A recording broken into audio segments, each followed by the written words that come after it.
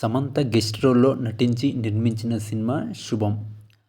ఆసక్తిని రేకించే కాన్సెప్ట్ ఉన్న చిత్రం ఇది. ఒక హర్రర్ కామెడీ సినిమాకి ఏమేం అవసరమో అన్నీ ఇందులో ఉన్నాయి.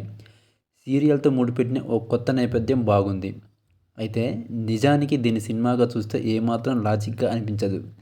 కానీ ఈ రోజుల్లో వస్తున్న సినిమాల్లో లాజిక్ వెతకడం కన్నా అది మనల్ని ఎంతవరకు మ్యాజిక్ చేసిందని చూడడం బెటర్.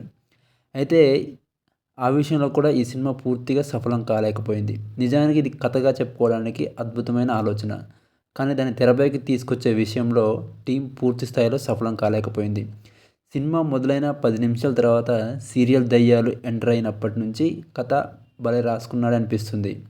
మధ్య మధ్యలో వచ్చే కొన్ని కామెడీ సీన్స్ కడుపుబ్బా నవ్విస్తాయి.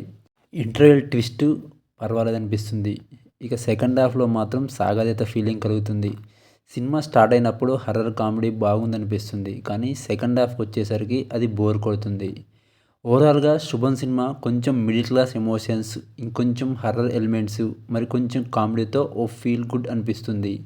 హర్రర్ మూవీ చూసి గజగజ వణికిపోతాం, కామెడీ సన్నివేశాలకు పగలబడి నవ్వుతాం లాంటి అంచనాలు పెట్టుకోకుండా సినిమాకు వెళ్తే 2 గంటల పాటు ఒకసారి చూసి రావచ్చు.